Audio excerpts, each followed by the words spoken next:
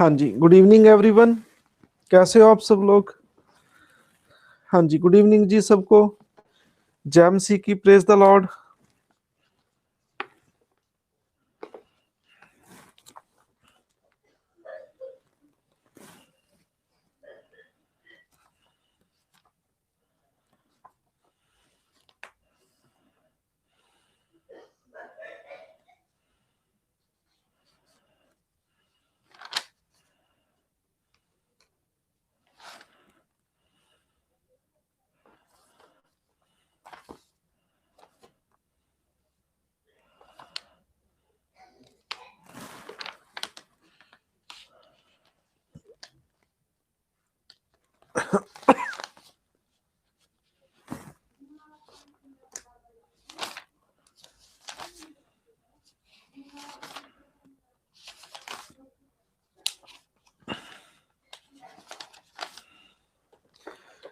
हाँ जी, आज हम चैप्टर करेंगे इलेक्शन कमीशन।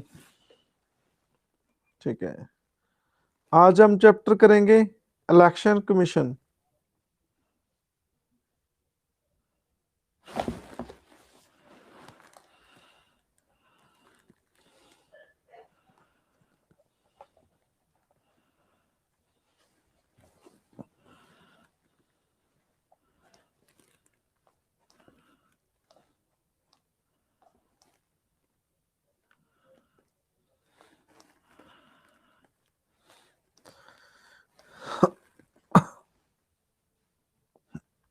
हाँ जी, वॉइस आ रही है?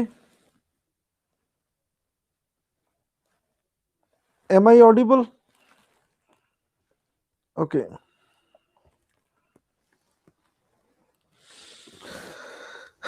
आज हम टॉपिक करेंगे इलेक्शन कमीशन।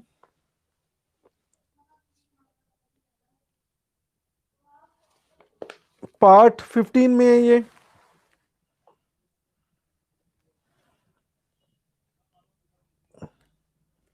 पार्ट 15।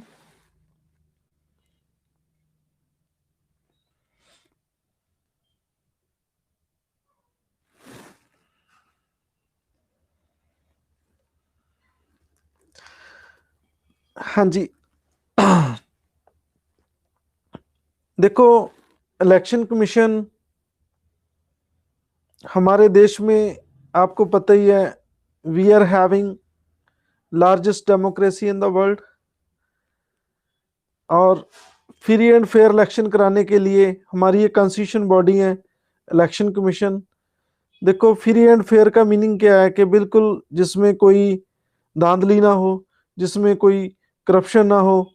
ठीक है, बिल्कुल सही इलेक्शन कराने के लिए हमारी ये कॉन्स्टिट्यूशन बॉडी है और इसके पास बहुत ज़्यादा पावर्स है।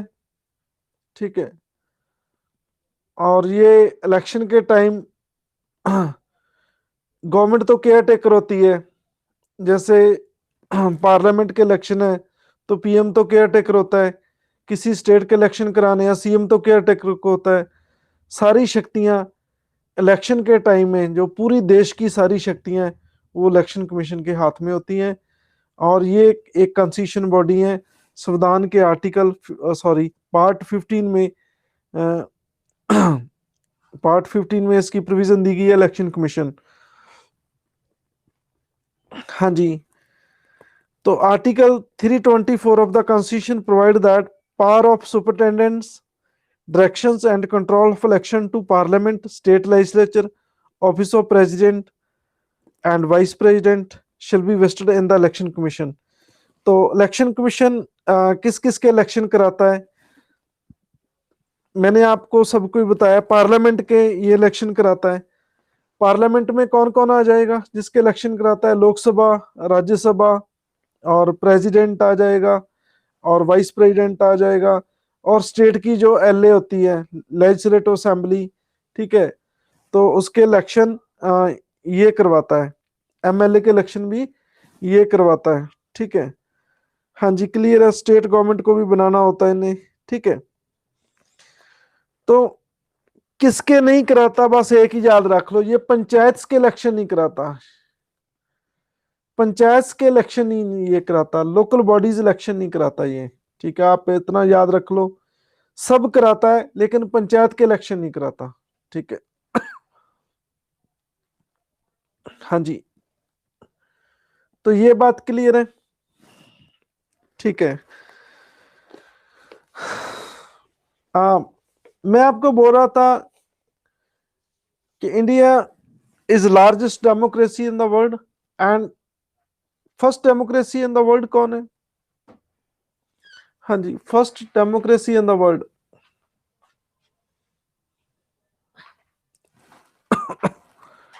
बिल्कुल सही आंसर आ रहा है।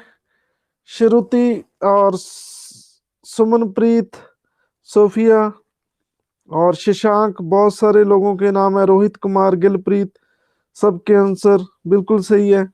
बिल्कुल सही। आप सबको बहुत बहुत ब्लेसिंग्स, और मेरी तरफ से आपको 10-10 laddu, each and every person is awarded 10 Laddu.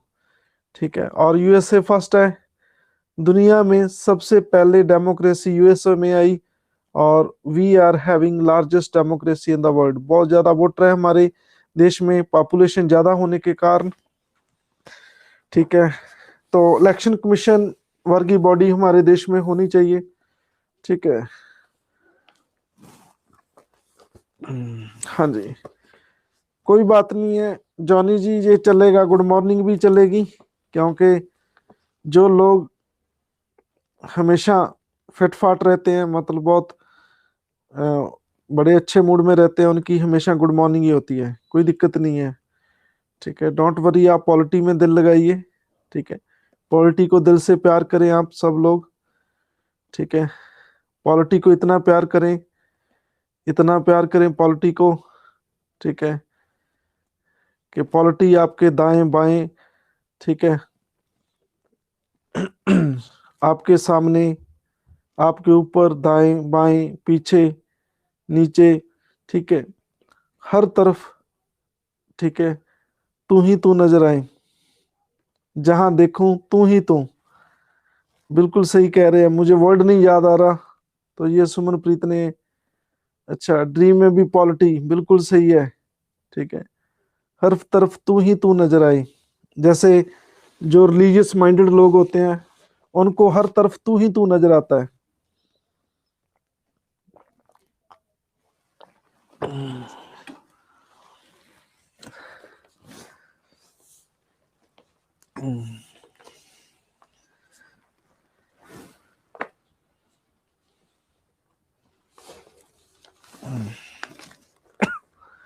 हाँ जी, तो article 324 of the Constitution has made the following provision with regard to the composition of the election commission। तो क्या प्रोविजन है आर्टिकल 324 में? कहते हैं election commission shall consist of the chief election commission. कहते हैं एक चीफ इलेक्शन कमीशन होगा, जिसको सीईसी कहते हैं, सीईसी शॉर्ट में एब्रीवेशन है, सीईसी, चीफ इलेक्शन कमिश्नर। ठीक है, and such of other election commissioner if any as the president may from time to time fix। कहते हैं कि बाकी की गिनती फिक्स नहीं है, तो वो president time to time fix कर सकता है। ठीक है, तो इंडिया के सीईसी इस टाइम कौन है, बताओ मुझे, सीईसी कौन है? Who is the CEC? ये बिल्कुल सही आंसर आ रहा है, दीक्षा, दीक्षा, सुनील अरोड़ा, और ये रतीश सिंह और अमित और विकास, सभी के सही आंसर आ रहे हैं। और सबको बहुत बहुत ब्लेसिंग सोफिया की तरफ से, और मेरी तरफ से 10-10 लड्डू मोतीचूर के। ठीक है, सुनील अरोड़ा। ठीक है, याद रह जाएगा किसका लिंक बनाऊं? बोलो, ये याद रह जाएगा किसका लिंक बनाऊं?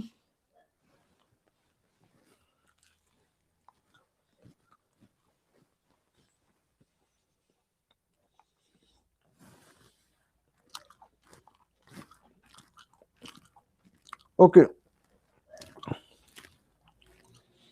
चलो, ये है सुनील अरोड़ा। ठीक है, अरोड़ा में आ कर दें तो रह जाता है रोड़ा। ठीक है, तो जब पंजाब में इलेक्शन होता है, हमारे लड़ाई होती है इलेक्शन के टाइम, वहां ईटा रोड़े चलते हैं, मतलब ईटा ब्रिक ब्रिक, और उसका हाफ पार्ट को रोड़ा कहते हैं हम पंजाबी में। ठीक है, तो हमारे इलेक्शन में बहुत जगह ईंटें चलती हैं और रोड़े चलते हैं। ठीक है। मुझे और एरिया को तो पता नहीं है। पंजाब के मालवा में जब भी इलेक्शन होता है, हमारे डिस्ट्रिक्ट में भी, ठीक है, बहुत फाइटिंग होती है अकाली दल और कांग्रेस की, और बंदूकें कम चलती हैं इलेक्शन में, इट्टा रोड़े ज्यादा चलते हैं।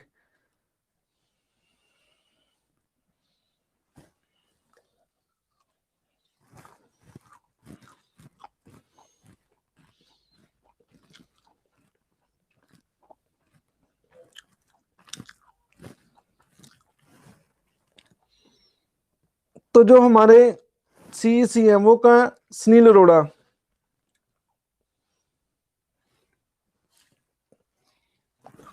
रोड़े मार मार गाड़ियां के शीशे तोड़े जाते हैं।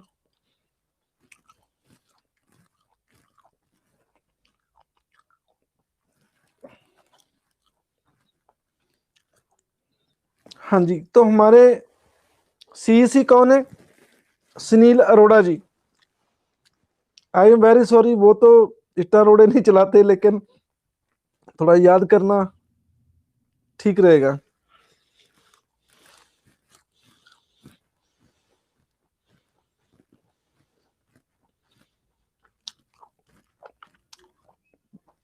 चलो, ये तो लिंक है, आप उसको विजुअलाइजेशन मेथड अप्लाई करें जो मैंने आपको पहले दिन किया था। क्या करेंगे आप विजुअलाइजेशन? आप यूट्यूब पे जाके सुनील अरोड़ा की एक क्लिप देखें। क्लिप देखने से आपको कई और चीजें भी, आपका ज्ञान ज्यादा हो जाएगा। आप मेरी बात समझ रहे हैं या नहीं समझ रहे? This is called visualization method. आप उनको आंखों से देखो, उनकी फोटो देखो, गूगल पे जाके इमेजेस बना के सर्च करो और उसकी फोटो देखो। ठीक है। जैसे आप शादी की एल्बम देखते हैं तो आपके सारे करेक्टर याद हो जाते हैं कि नहीं याद हो जाते? ये मेरे मौसड़ जी हैं, ये मेरे जीजू हैं, ये मेरे ये मेरी बहन है, ये मेरी मामे की लड़की है, ये मेरी बुआ की है, ये मेरे फूफा हैं। ठीक है, तो ऐसे सब याद हो जाते हैं। तो आप भी जितनी भी पर्सनैलिटी, आप उसकी इमेजेस देखें यूट्यूब पे जाके, आप उनकी लिप सुने, तो वो गहराई से आपके दिल में, दिल और दिमाग में बैठ जाएंगे, आप जिंदगी भर उसे भूल नहीं पाओगे। ठीक है।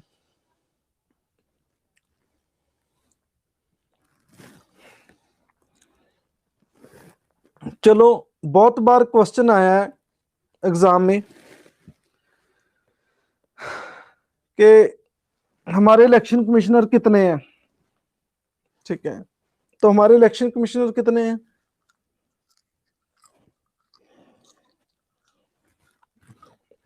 दो। दो।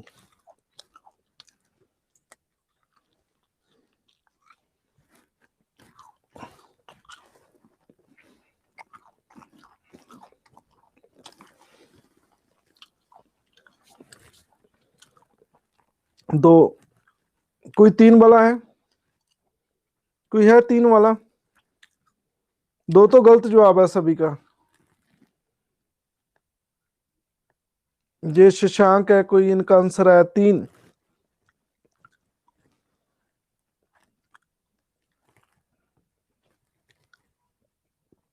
हाँ जी सर, आप क्या खा रहे हैं? ये तो मेरे फंडामेंटल राइट 21 का वायलेशन है। ठीक है, तो सुप्रीम कोर्ट में रिट बनती है आर्टिकल 32। कंपनसेशन भी मैं 10 लाख डालूंगा, 10 लाख।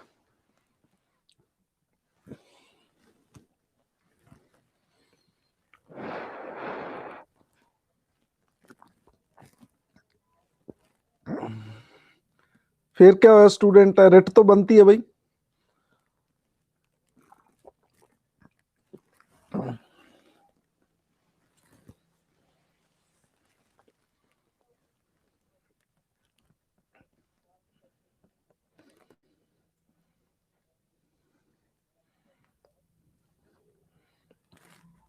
हाँ जी,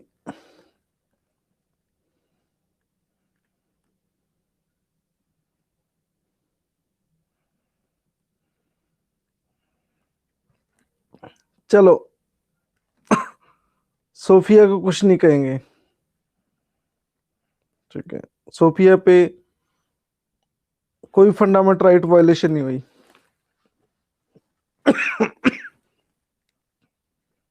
क्यों? क्योंकि नाम ही ऐसा है सोफिया, ठीक है, मैं तो डर गया।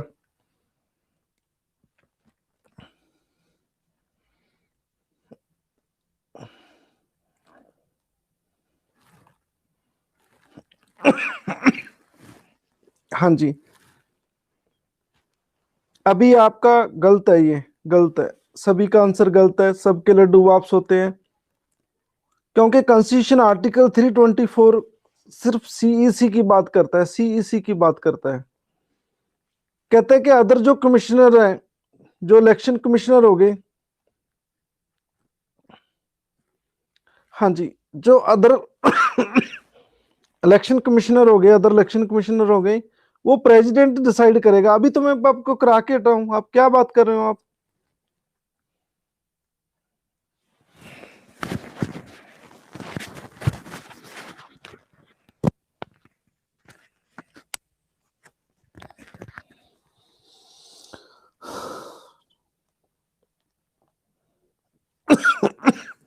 यही तो गलती एग्जाम में करते हैं आप।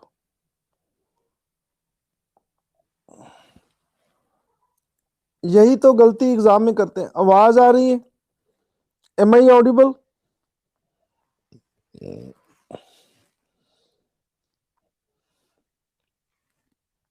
यही तो बच्चे एग्जाम में गलती करते हैं, फिर कहते हैं जी जब फेल हो जाए, पेपर बहुत अच्छा हुआ, पता नहीं क्या दिक्कत है, कोई मेरी किस्मत ही ऐसी है, ठीक है, शायद कोई सिफारिश चल गई, ठीक है। अरे भाई कंसेप्ट क्लियर करो, कंसेप्ट से आपकी किस्मत बनेगी, ये गेस मारने से किस्मत नहीं बनती।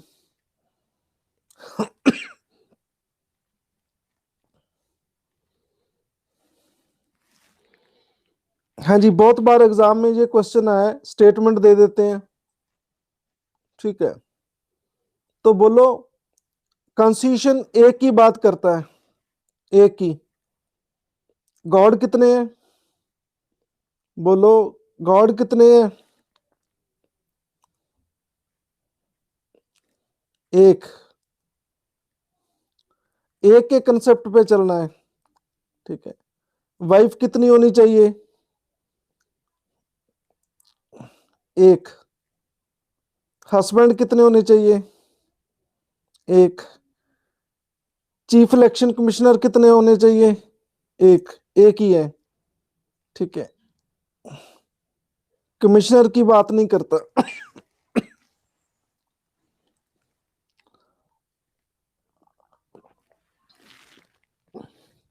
कमिश्नर कितने होंगे प्रेसिडेंट डिसाइड करेगा, लेकिन प्रेसिडेंट ने डिसाइड किया है, उन्होंने दो दो डिसाइड किया है, 1+2, दो उन्होंने इलेक्शन कमिश्नर बनाए हैं। लेकिन कॉन्स्टिट्यूशन कहता है कि प्रेसिडेंट की इच्छा है, ये कोई फिक्स नहीं है दो वाला कंसेप्ट, लेकिन आज की डेट में टू है, मतलब दो और हैं, टोटल तीन है मतलब। हाँ जी, ये चीज समझ आई या नहीं आई?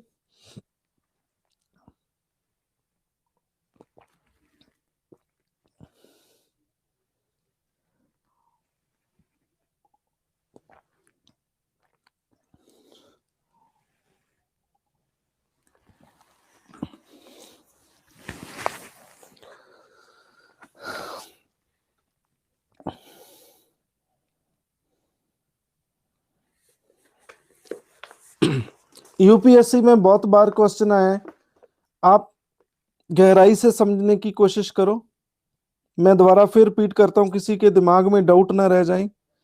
कॉन्स्टिट्यूशन कहता है कि एक होगा जो मुखी होगा, लेकिन जो उसके हेल्पर है उसको प्रेसिडेंट की इच्छा पे छोड़ा गया। प्रेसिडेंट की मर्जी है वो 2 को लगाए, प्रेसिडेंट की मर्जी है वो 5 को लगाए, प्रेसिडेंट की मर्जी है वो 10 को लगाए। ये चीज कही है मैंने आर्टिकल 324। किसी को कोई डाउट?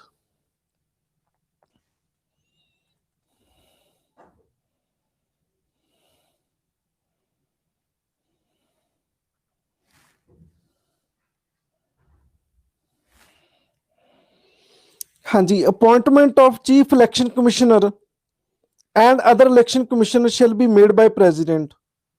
तो दूसरी बात इन्होंने कही है कि कौन लगाएगा इसे, प्रेसिडेंट लगाएगा, ठीक है। तीसरी बात, when any other election commissioner is so appointed the chief election commissioner shall act as a chairman of election commissioner, election commission. कहते जब अदर इलेक्शन कमिश्नर को अपॉइंट किया जाएगा, दो को, अदर को, ठीक है, हाँ जी, तो दो को अदर को अपॉइंट किया जाएगा, तो जो चीफ इलेक्शन कमिश्नर होगा वो चेयरमैन कहलाएगा इस कमीशन का। क्यों चेयरमैन कहलाएगा? क्योंकि जो टू की अपॉइंटमेंट है उनसे पूछ के की जाती है, थोड़ी कंसल्टेशन होती है उसके साथ। हाँ जी, दिस पॉइंट इज क्लियर। आगे आ ही गया, चलो फोर्थ पॉइंट। प्रेसिडेंट में also appoint after consultation with election commission such as regional commission as they consider necessary to assist the election commissioner। तो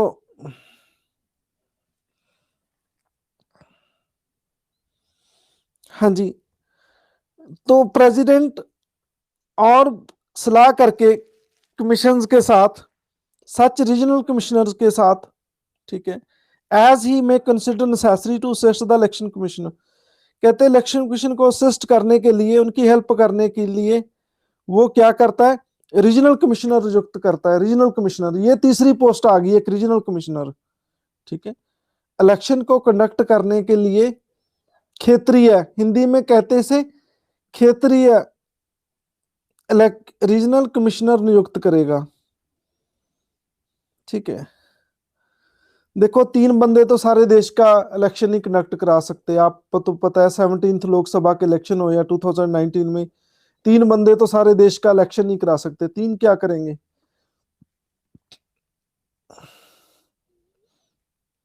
हाँ जी, तो राष्ट्रपति इनकी हेल्प के लिए रीजनल कमिश्नर नियुक्त करता है, जो स्टेटों में लगाए जाते हैं। रीजनल कमीशन को स्टेट्स में लगाया जाता है इलेक्शन कंडक्ट करने के लिए। हाँ जी, गुड इवनिंग मनप्रीत, आप बहुत लेट है। हाँ जी, यू आर सो लेट। हाँ जी, लेट नहीं होना किसी ने। हाँ जी, हाँ जी, कहते condition of service and tenure office of the election commissioners and regional commissioner shall be determine by the president. तो कौन डिसाइड करेगा? प्रेसिडेंट डिसाइड करेगा सर्विस कितनी होगी जी, टेन्योर कितनी होनी चाहिए, ठीक है। तो ये कौन डिसाइड करेगा? प्रेसिडेंट डिसाइड करेगा, ठीक है। कहते जब से ये बना है, इलेक्शन कमीशन कब बना था? 1950 में। एग्जैक्ट डेट बता सकते हैं? उस दिन वोटर डे मनाया जाता है, नेशनल वोटर डे होता है। जिस दिन इलेक्शन कमीशन की स्थापना हुई उस दिन वोटर डे मनाया जाता है, नेशनल वोटर डे, मतदाता दिवस मनाया जाता है।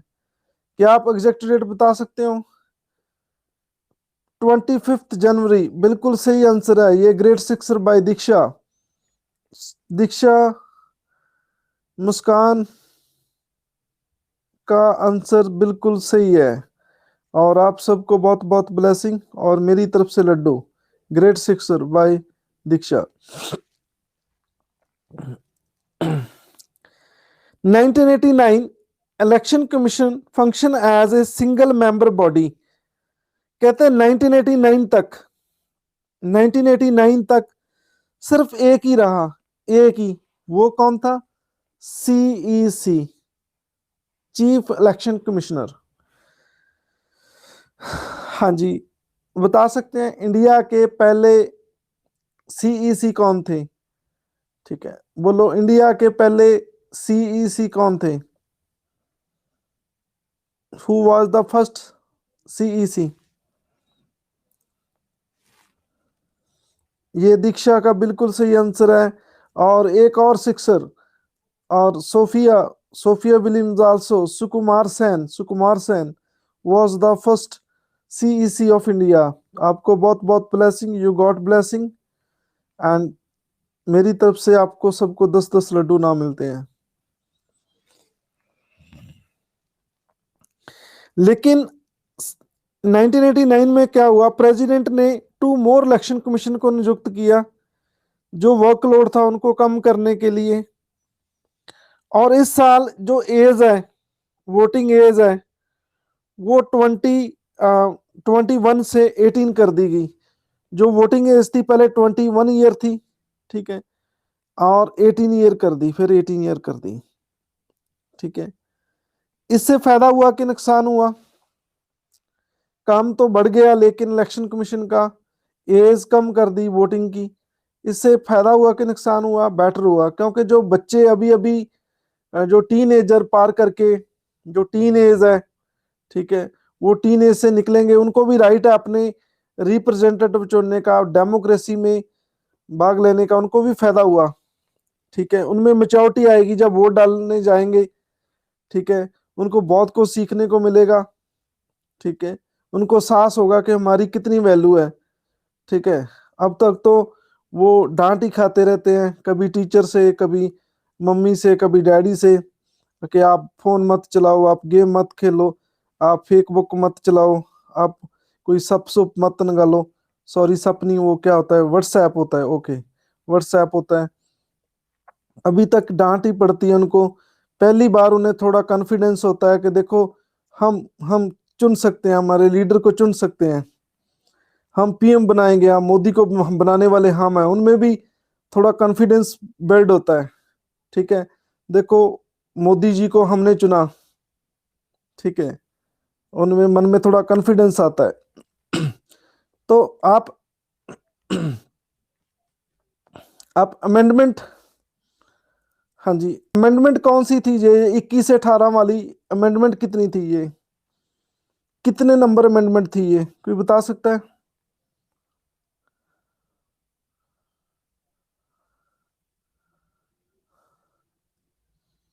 नो, गलत जवाब है ये,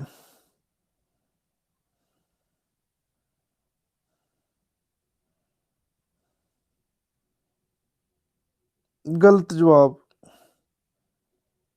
नहीं जी, गलत जवाब।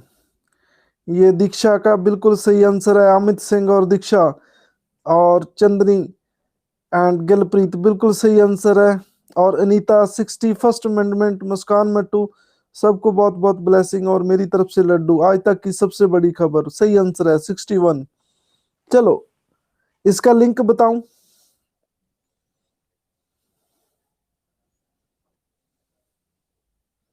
आप कैसे याद रखेंगे? लिंक थोड़ा जबरदस्ती बनाया गया है, ठीक है। देखो, जो 16 साल वाले बच्चे थे, 16 साल वाले, ठीक है, उनको 2 साल पहले पता चला कि हमारी लाइफ में कुछ थोड़ा बदलाव आने वाला है, टर्निंग पॉइंट आने वाला है, कि हम राष्ट्रपति को चुनेंगे, हम मोदी को चुनेंगे, ठीक है, वोट डालेंगे। राष्ट्रपति को तो नहीं, सॉरी, पार्लियामेंट के जो इलेक्शन होते हैं, एमएलए सीएम बनाएंगे, ठीक है। तो उनकी जो टीन एजर थी 16, टीन एज थी जो 16, ठीक है, उसका बिल्कुल उल्टा चला गया। तो क्या हो गया? 61 उनकी लाइफ का टर्निंग पॉइंट था ये, ठीक है। 16 का उल्टा 61st, तो अब याद रह जाएगा।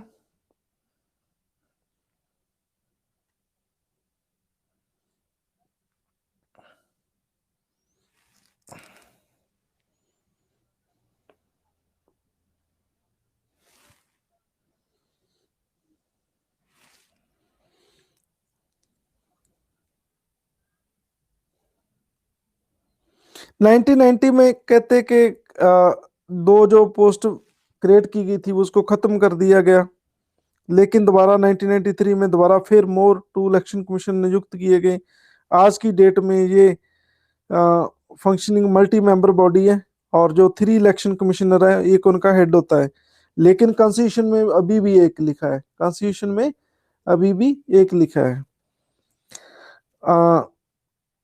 तो कहते हैं कि उनकी इक्वल पावर होती है, इक्वल सैलरी होती है, ठीक है, chief election commission, two other की सबकी लॉन्स, और जो भी जज ऑफ द सुप्रीम कोर्ट, उनकी जज ऑफ द सुप्रीम कोर्ट के बराबर उनको बत्ते सैलरी वगैरह दी जाती है। ठीक है, कहते कई बार उनके डिफरेंस पैदा हो जाए तो chief election commissioner and others matter decided by the commission by majority. तो 3 की मेजॉरिटी क्या बनती है? 3 की मेजॉरिटी कितनी बनती है बोलो? अरे भाई 3 की मेजॉरिटी नहीं पता? 2 बनती है, 2। तो 2 एक तरफ हो जाए, ठीक है, तो वो मैटर ठीक समझा जाएगा, वो फैसला लिया जाएगा। कहते हैं इनकी टर्म 6 ईयर होती है और जहां 65 होती है, दोनों में से एक जो पहले हो जाए, ठीक है, तो उसे पहले भी हटाया जा सकता है, पहले भी हटाया जा सकता है। ठीक है, तो ये 6 वाला क्या कंसेप्ट है? ठीक है, मेरी एज कितनी है पता है किसी को? मेरी एज कितनी है?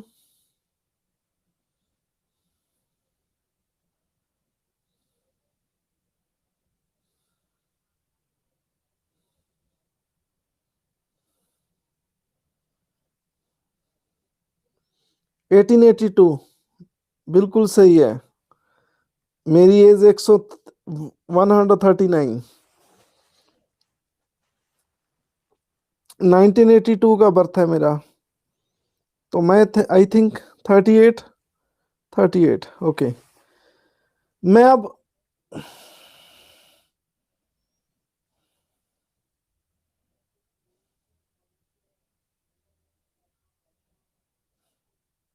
जी ठीक है, 38 में अब चीफ इलेक्शन कमीशन बन जाता हूं, तो मैं 6 साल नौकरी करूंगा। ठीक है, मैं कब रिटायर होऊंगा? 44 का।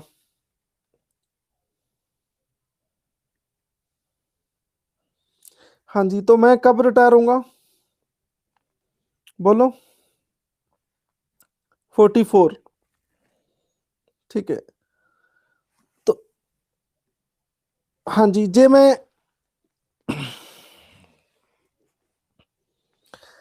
मान लो मैं 63 में जाकर इलेक्शन कमीशन बनता हूं, तो फिर मैं कितने साल नौकरी करूंगा? 2 इयर्स, 65 तक। तो ये कंसेप्ट है। ठीक है, हाँ जी, हाँ जी, ये आप समझ आ गई। जहां तो उसकी उम्र 65 हो जाए, जहां वो उसके 6 साल हो जाएं, तो वो बंदा नौकरी नहीं करेगा, कोई 6 साल से ज्यादा नहीं करेगा और 65 एज से ज्यादा नहीं करेगा। ये चीज मैं आपको समझाना चाहता था। ठीक है, हाँ जी, ये चीज है।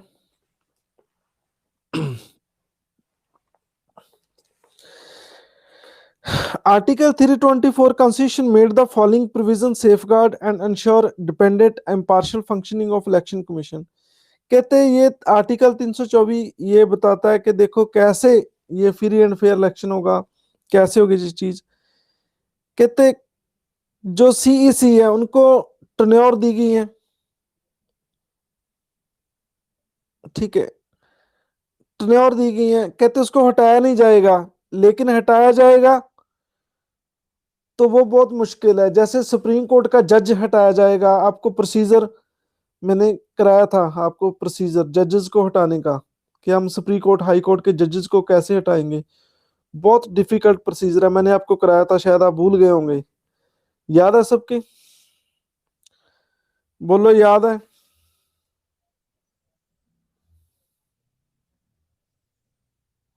ठीक है, तो एक हाउस दोष लाएगा और दूसरा हाउस उसकी जांच करेगा। ठीक है, फिर एक जुडिशियल मेंबर, 3 मेंबर कमेटी बैठेगी, ठीक है, वो जांच करेगी। ठीक है, तो फिर गिल्टी होगा तो सुप्रीम कोर्ट से जज आएगा एक, ठीक है, कमेटी बैठेगी, वो दोषी करार देगी। ठीक है, तो उनके गिल्टी होने के बाद फिर प्रेसिडेंट साइन करेगा और फिर उसे हटाया जाएगा। बहुत टिपिकल प्रोसीजर है। पहले शिकायत करनी है, स्पीकर की मर्जी है, उसे एक्सेप्ट करे या ना करे, मतलब 4-5 पॉइंट है उसमें, बहुत डिफिकल्ट है। ठीक है, इतने मेंबर कम से कम उसे सपोर्ट करें, ये सारी चीजें मैं आपको करा चुका हूं। तो ये सेम प्रोसीजर है इसको भी हटाने का। हाँ जी। दूसरा पॉइंट है, जब इसको इलेक्शन कमिश्नर बना दिया गया तब के बाद इसको कोई नुकसान नहीं पहुंचाया जाएगा, इसकी टेन्योर को लेकर, सैलरी को लेकर। हाँ जी, कहते हैं और इलेक्शन कमिश्नर और रीजनल कमिश्नर जो अपॉइंट की जाएगी उसे हटाया नहीं जा सकता जब तक के सीईसी नहीं कहता। ये एक बड़ा अच्छा पॉइंट है, आप समझो। जो टू अदर्स हैं और जो रीजनल कमिश्नर हैं उनको जो हटाना है तो ये अरोड़ा जी कहेंगे कि इनको हटाएं, फिर हटाया जाएगा, अदरवाइज नहीं हटाया जाएगा। सुनील अरोड़ा जी कहेंगे कि इनको हटाओ, फिर हटाया जाएगा, अदरवाइज नहीं हटाया जाएगा। ये पॉइंट है थर्ड। इनकी सिफारिश पे, इनकी रिकमेंडेशन पे ही हटाया जा सकता है। So is this point clear?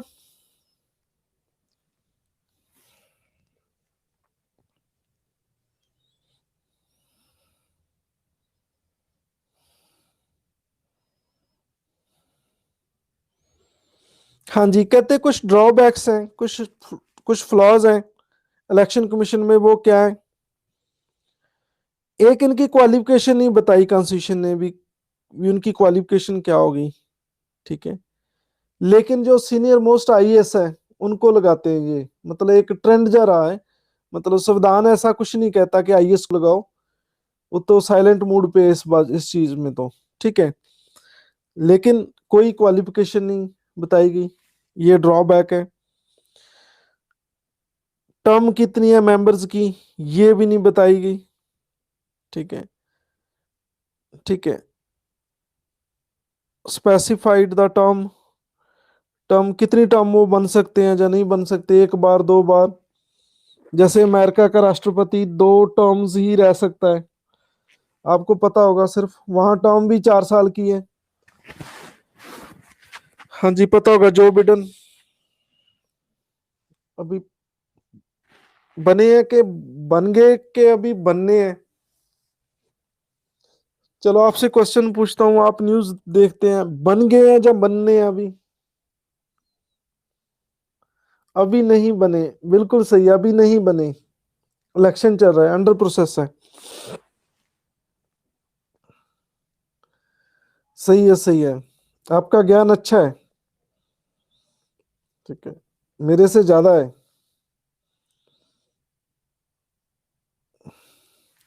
हाँ जी। तो दूसरा क्या है कि constitution has not been debarred from retiring election commission from any further appointment by the government। तो कहते हैं जो रिटायर होता है मतलब वो कोई जॉब ले सकता है। ओके,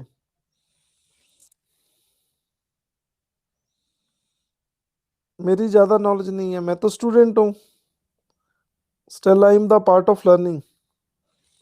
हाँ जी, इलेक्शन कॉन्स्टिट्यूशन ने डिबार नहीं किया है। जो बंदा रिटायर हो जाता है, जैसे सुनील अरोड़ा जी रिटायर हो गई, तो बाद में भी ये कोई जॉब कर सकते हैं। तो ऐसा खतरनाक है क्यों? बोलो क्यों? क्यों खतरनाक है कि एक रिटायर बंदा दोबारा जॉब नहीं कर सकता? ठीक है, वो तो उनकी हेल्थ पे डिपेंड करता है। ठीक है, और 65 से ज्यादा होकर कोई जॉब करना कोई इजी काम है क्या? ठीक है,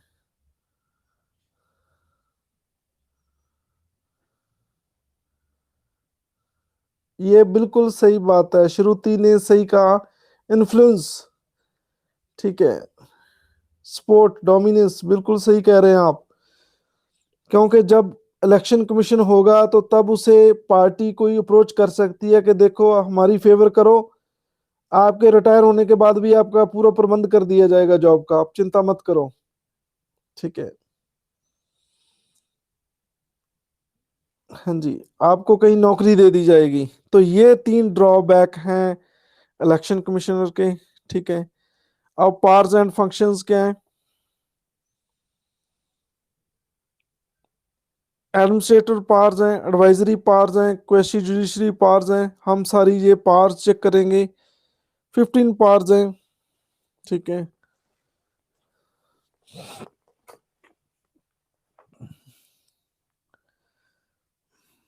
पहला काम क्या है, ये इलेक्टोरल कॉन्स्टिट्यूंसीज बनाता है, विधानसभा क्षेत्र जिसे कहते हैं विधान क्षेत्र, ठीक है। और डीलिमिटेशन कमीशन एक्ट के तहत, ठीक है, ये चुनाव क्षेत्र को तैयार करता है, जिसे मतलब इलेक्टोरल कॉन्स्टिट्यूंसी कहते हैं इंग्लिश में। दूसरा काम, इलेक्टोरल रोल्स बनाता है, जो एलिजिबल वोटर है, किसी की उम्र 18 साल की होगी तो उसको एज ए वोटर शामिल कर लिया, कोई मर गया तो उसकी वोट काट दी गई, ठीक है। हाँ जी। तो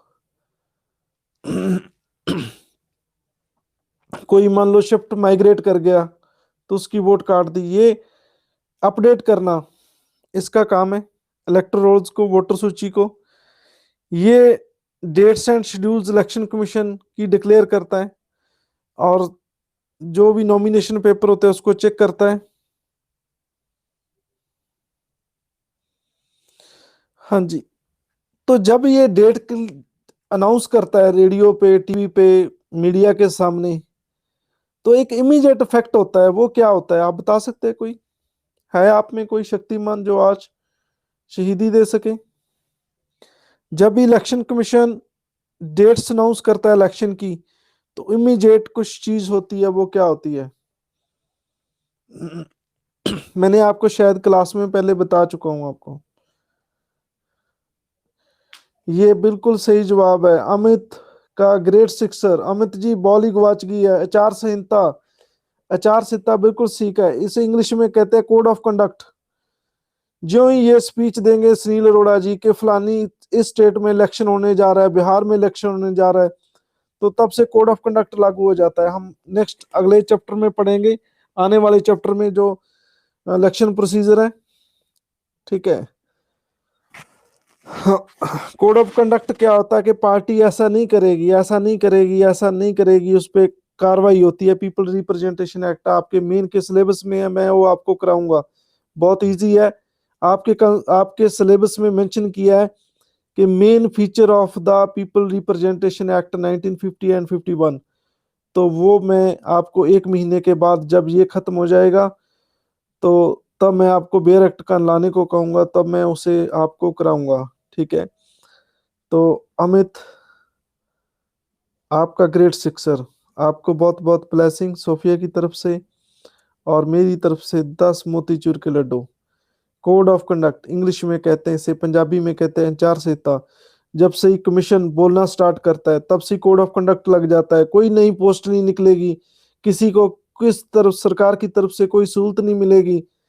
मतलब जैसे कोई राष्ट्रीय गीत गाते हैं तो सब स्टैंड हो जाते हैं, मतलब ऐसे में सब साइलेंट मोड पे चले जाएगी, सरकार कोई नया काम नहीं करेगी कोड ऑफ कंडक्ट के दौरान, कोई लोगों को कोई लारा नहीं, कुछ नहीं। तो ये कोड ऑफ कंडक्ट हम बहुत डिटेल में पढ़ेंगे, चिंता मत करो आप।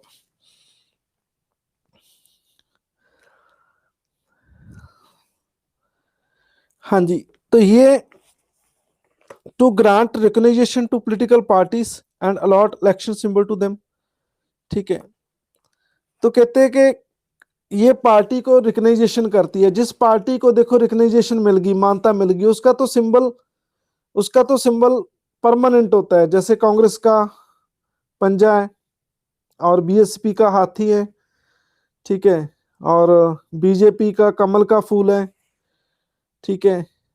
और ये मार्क्स, ये कम्युनिस्ट पार्टी ऑफ इंडिया, इसका दाती बल्ली है। ये कम्युनिस्ट पार्टी ऑफ मार्क्सिज्म, इसका हथौड़ा और की बल्ली है, ठीक है। तो ये तृणमूल कांग्रेस का क्लॉक आई थिंक, ठीक है। नहीं, तृणमूल कांग्रेस का क्या है, वो पत्तियां हैं, पत्तियां पत्तियां तृणमूल कांग्रेस का, ठीक है। और ठीक है, तो इन पे एक जोक भी बनाए, ठीक है। चौन निशान पे, ठीक है, कहते एक लड़का एक लड़की को कमल का फूल देता है, वो उसके तमाचा मारती है, ठीक है, वो कहते कि मैं तो वोट के लिए मांग कर रहा था, आपने मेरे इतना बड़ा थप्पड़ जड़ दिया। कहना मैं तो अपना सिंबल दिखा रहा था कि हमारी पार्टी का सिंबल है ये कमल का फूल, कहते आपने क्यों मारा, ठीक है। वो कहते हैं हमारा भी, हम कांग्रेसी हैं तो हमारा हाथ है, तो हम भी ये आपको दिखाना चाहते हैं, ये हमारा पंजा है, इसको सपोर्ट कीजिए आप, ठीक है।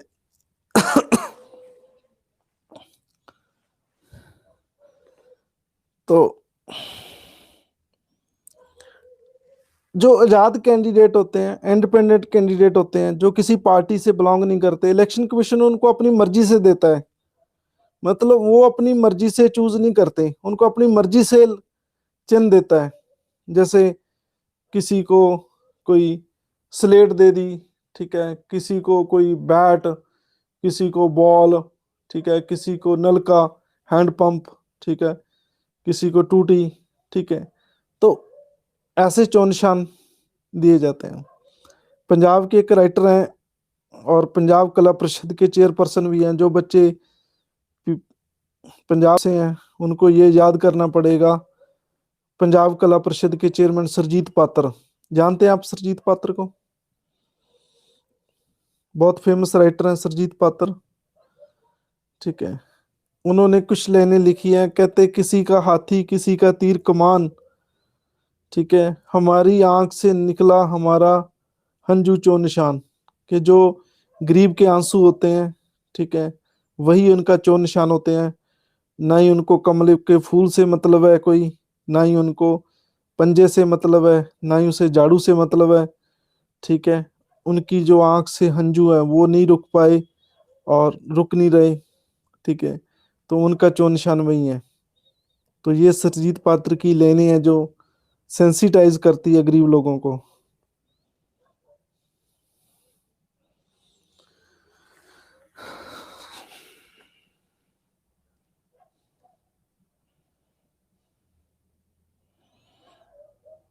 हाँ जी, फिफ्थ पॉइंट क्या है, ये कोर्ट का काम भी करता है।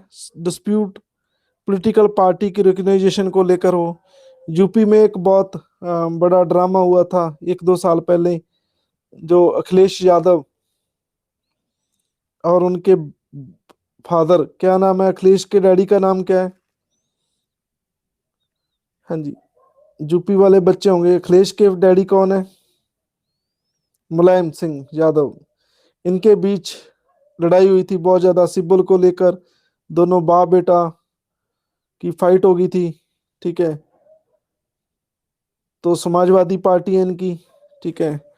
तो ये इलेक्शन कमीशन के पास गए थे सिब्बल को लेकर, ठीक है। तो ये फिफ्थ पॉइंट है, जो यूपी वाले बच्चे हैं वो अच्छी तरह जानते होंगे कि इनकी बहुत लड़ाई हुई थी। जे नहीं पता तो पूछ लेना किसी से। तो ये फिफ्थ पॉइंट है, ये कोर्ट का काम भी करता है, ठीक है। हाँ जी, इलेक्टोरल अरेंजमेंट ये फीसर पॉइंट करता है, dispute related to the electoral arrangement से लेकर कोई जो इलेक्टोरल जो सूचियां की अरेंजमेंट है कोई, ठीक है, उनकी इलेक्शन की अरेंजमेंट लेकर भी। और ये कोड ऑफ कंडक्ट लॉ जी, सेवंथ पॉइंट आ गया, ये कोड ऑफ कंडक्ट को ऑब्जर्व करता है कि पार्टी के कैंडिडेट टाइम टाइम से ये से फॉलो कर रहे हैं या नहीं फॉलो कर रहे, चार संहिता को पालना कराता है ये। और ये, हाँ जी, तो ये पब्लिसिटी लोगों की जो पॉलिसीज है पार्टीज की, रेडियो टीवी में ये प्रोग्राम दिखलवाता है, ये बताता है कि कितना समय लिस्ट तैयार करता है, प्लान करता है, रोस्टर वर्ड लिखा है यहाँ पे, प्लान करता है कि कितना समय किस पार्टी को बकवास करने के लिए, नहीं नहीं सॉरी, बकवास करने के लिए नहीं, प्रचार करने के लिए, प्रचार करने के लिए कितना टाइम मतलब किसी पार्टी को दिया जाएगा। तो ये इलेक्शन कमीशन डिसाइड करता है, ये इसकी एट्थ शक्ति है, आठवीं शक्ति है ये। नाइन्थ क्या है, ये प्रेसिडेंट को सलाह देता है matter relating to the disqualification member of the parliament. ये मैं आपको पहले भी बता चुका हूं। ठीक है, तो ये सलाह देता है। ठीक है, किसी एमपी को हटाना हो, ठीक है, तो ये गवर्नर को सलाह देता है जब किसी स्टेट के एमएलए को हटाना हो, डिस्क्वालीफाई करना हो। ठीक है, और ये पूल्स कैंसिल भी कर देता है जब रिगिंग हो जाए। रिगिंग समझते हो? सारी ये एवीओ मशीनें लेके कोई भाग जाए तो उसे रिगिंग कहते हैं। ठीक है, हाँ जी, रिगिंग क्लियर है? ये छोटा आपको क्वेश्चन आ सकता है एग्जाम में कि रिगिंग क्या होती है। ठीक है, सारा सामान लेके भाग जाए, ऐसा भी होता है, लोग सामान लेके भाग जाते हैं। ठीक है, और तीन जगह थोड़ा ड्रामे बहुत होते हैं, एक यूपी हो गया, एक बिहार हो गया, एक पंजाब हो गया। ठीक है, जहाँ इलेक्शन के टाइम बहुत कुछ होता है। ठीक है, तीन जगह, यूपी, बिहार और पंजाब, जो मैंने अपनी लाइफ में देखा है। ठीक है, और बूथ कैप्चरिंग, बूथ कैप्चरिंग क्या होती है? जहां वोट वोट पाई जाती है, बूथ होता है, उस पर कब्जा कर लिया जाता है, जितनी भी वोटें होती हैं वो एक बंदा ही खड़ के पा देता है, वो बूथ कैप्चरिंग होती है। ठीक है, वायलेंस हो जाए, अदर और कोई बात हो जाए तो ये इलेक्शन दोबारा करवाता है वहां पे।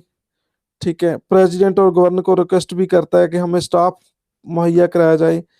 और मैं आपकी जानकारी के लिए एक बात बताना चाहता हूँ आपको, इसका अपना कोई स्टाफ नहीं होता। ठीक है, इलेक्शन कमीशन का वोट को कंडक्ट करने के लिए, इलेक्शन को करने के लिए अपना कोई स्टाफ नहीं होता। तो ये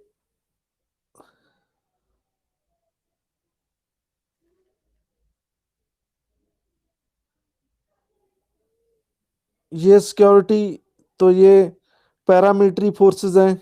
ठीक है, उनकी हेल्प से लेते हैं ये पैरामिलिट्री फोर्सेस, जैसे सीआरपीएफ, बीएसएफ। ठीक है, तो उनकी हेल्प ली जाती है। बाकी स्टाफ जो है, ठीक है, स्कूल टीचर्स हो गए, ये सब अपना नहीं होता इनका, बस ये मान के चलो।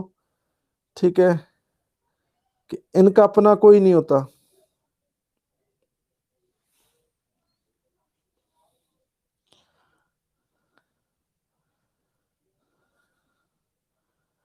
हाँ जी, और काम क्या करता है?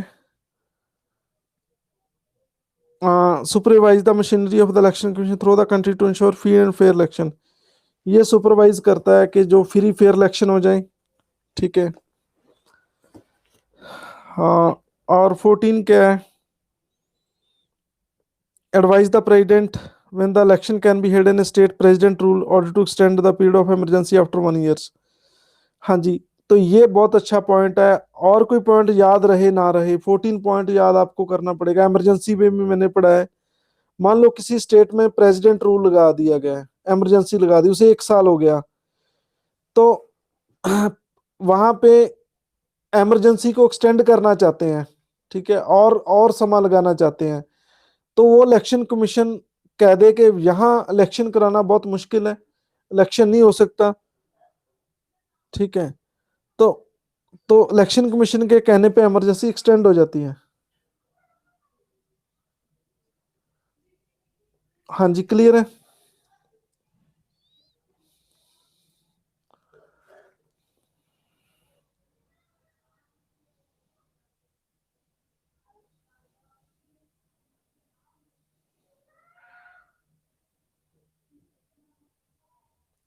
Registered political party for the purpose of election and grant them the status of national और state party on the basis of poll performance. तो पार्टी की पूल परफॉर्मेंस क्या कहती है, उस पे पार्टी को रजिस्टर किया जाता है। ये नेशनल पार्टी है। ठीक है, जैसे कांग्रेस हो गया, बीजेपी हो गया, ये नेशनल पार्टी है। कुछ स्टेट पार्टी होती हैं। ठीक है, नेशनल स्टेट पार्टी। ठीक है, तो ये डिक्लेयर करता है। ठीक है, हाँ जी, तो ये तीन तरह की पार्टी डिक्लेयर करता है। ये एग्जाम में भी क्वेश्चन आया है कि कौन कौन सी पार्टी डिक्लेयर करता है। ठीक है, एक स्टेट पार्टी होता है, एक नेशनल पार्टी होता है। ठीक है, और एक एक पार्टी और होता है। ठीक है, वो आपने कल मुझे बताना है, आज नहीं, कल बताना है। तीन तरह की पार्टी होती हैं, पॉलिटिकल पार्टीज। ठीक है, तो ये आपने मुझे एसएमएस करना है कल, आज नहीं, आज नहीं कोई एसएमएस करेगा, आज नहीं करेगा। ठीक है, ये भी एग्जाम में क्वेश्चन आया हुआ है। तो कहते हैं इलेक्शन कमीशन की असिस्ट के लिए डिप्टी कमिश्नर भी लगाए जाते हैं। ठीक है, और ये जॉइंट सेक्रेटरी सेक्रेटरी ये ऑफिसर होते हैं। पार्टीज तीन तरह की होती हैं, कौन कौन सी पार्टी होती हैं? पॉलिटिकल पार्टीज तीन तरह की होती है जो इलेक्शन कमीशन करता है। हाँ जी, स्टेट लेवल पे जो इलेक्शन कमीशन होता है वो चीफ इलेक्टोरल ऑफिसर होता है, वो is appointed by the chief electoral commission in consultation with the state government. तो स्टेट गवर्नमेंट की सलाह से अपॉइंट किया जाता है, चीफ इलेक्टोरल ऑफिसर कहते हैं। जो स्टेट का मालिक होता है उसे कहते हैं CEO, chief electoral officer. Punjab के कौन है सीईओ, बता सकता है कोई?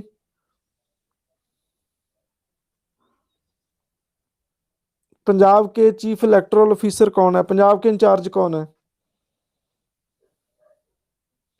पंचायत के इलेक्शन यही कराता है बंदा, लोकल बॉडीज के इलेक्शन। पंजाब का इलेक्टोरल ऑफिसर गवर्नर लाता है उसे। ठीक है, स्टेट गवर्नमेंट लगाती है।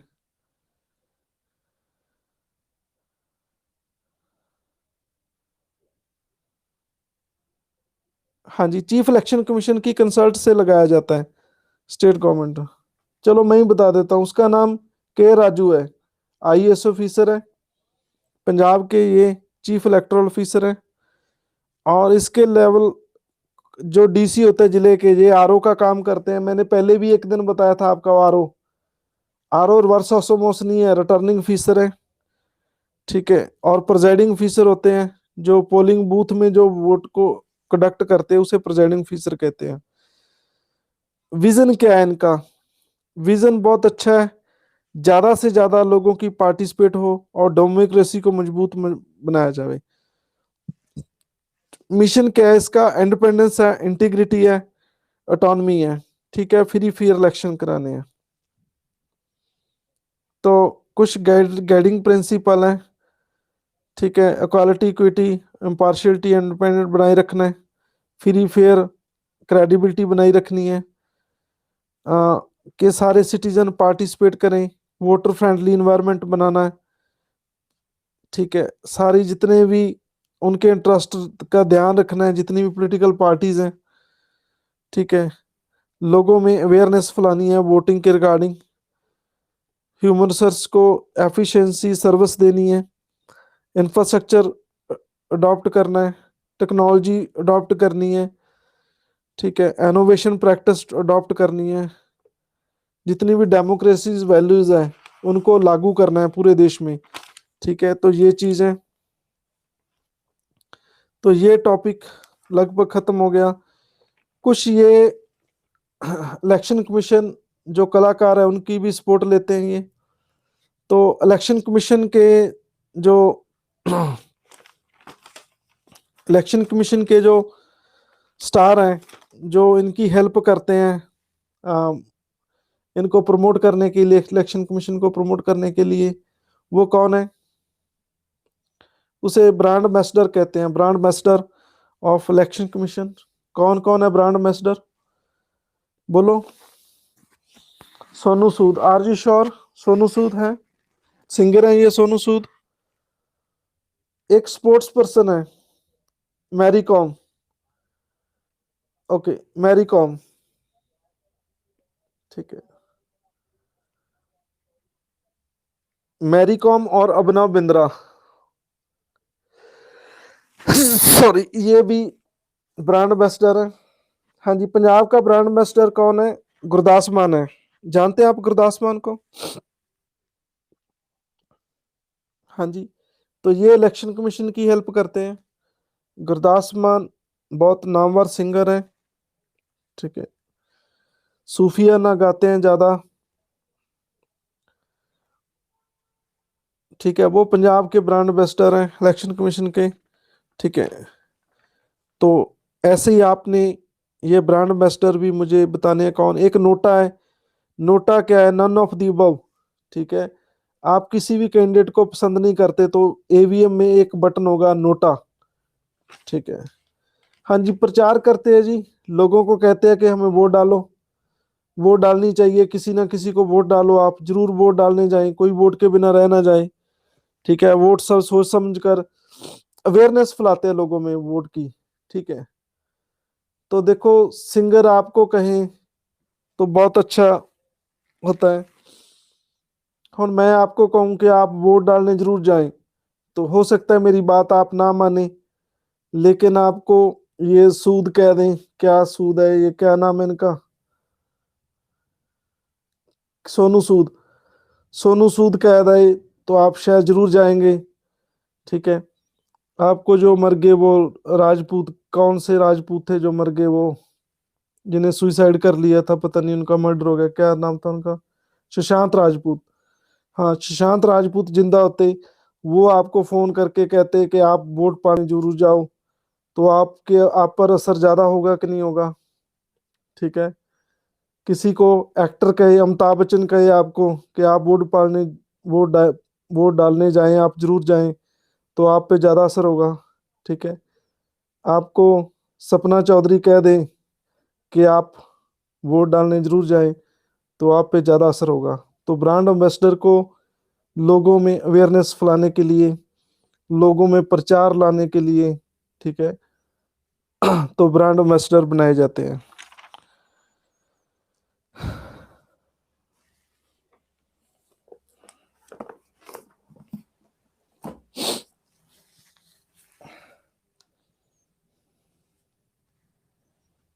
ओके, अमिताभ बच्चन को कॉलर ट्यून से कोई असर नहीं होता, ठीक है। देखो ये न्यूज़पेपर आई, ठीक है, पर्सनली भी विजिट करते हैं ये लोग, ठीक है, पर्सनली भी विजिट करते हैं, ठीक है।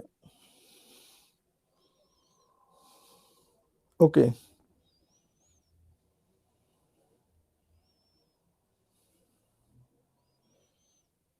चलो बहुत है आज का काम, इतना ही।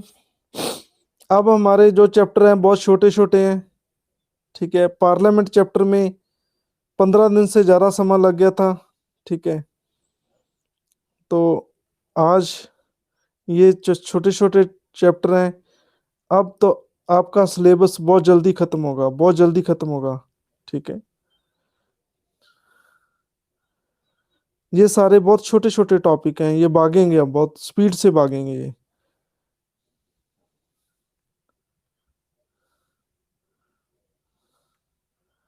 हाँ जी,